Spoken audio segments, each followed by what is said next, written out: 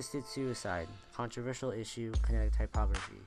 Assisted suicide, or more specifically euthanasia, is the act or practice of killing someone in order to prevent any more suffering. Since the 1960s, technology has given us the power to save more lives. Assisted suicide is legal in all U.S. states, except Oregon, Washington, Montana, and Vermont. As medicine struggles to pull more and more people, the plea that tortured, deteriorated lives be mercifully ended grows louder and more frequent.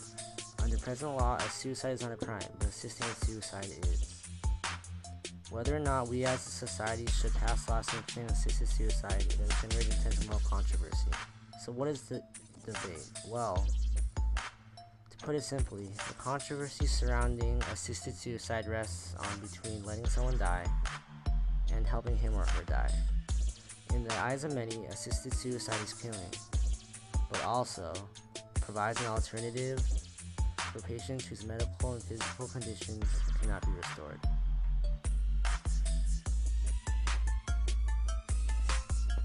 To start, opponents of euthanasia believe that laws against assisted suicide are mandated to prevent abuses and protect patients from unscrupulous doctors. Dying patients may also be taken advantage of and not receive proper care if assisted suicide is a viable and cheaper option.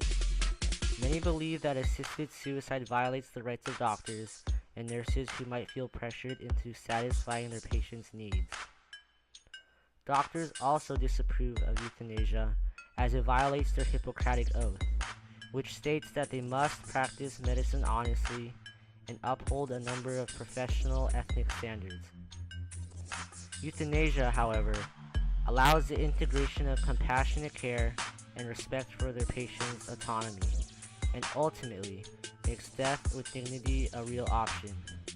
Assisted suicide should be permitted and legal. With obstacles in the process of assisted suicide, like the government or healthcare, many doctors feel obligated to refuse their services.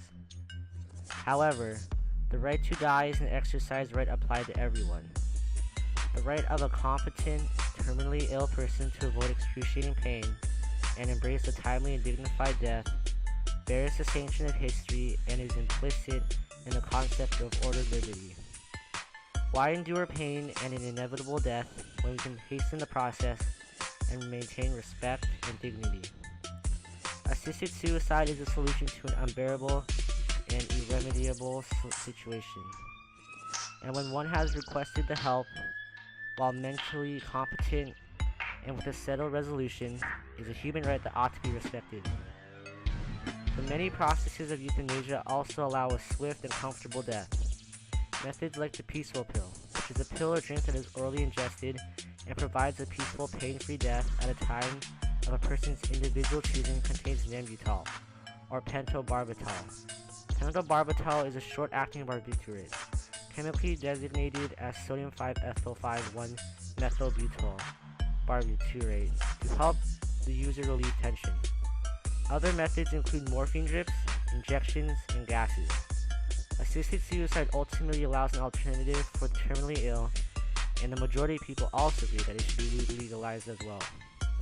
Quinnipiac University found support with 63% to 31% among men, 58% to 33% among women, 51% to 42% among Republicans, 66% to 28% among Democrats, and 63% to 31% among independents. Why is it that people are able to decide to change their appearance, but not decide when they can die? A civilized and mature society should allow those who desire assisted suicide the right granted to them. Sometimes the solution to the suffering is an ultimate release. And with all these laws rejecting this fundamental liberty brings much concern. Why allow patients to die in their own remnants with agonizing pain when we can catalyze the process and allow them to die with respect, dignity, and peace?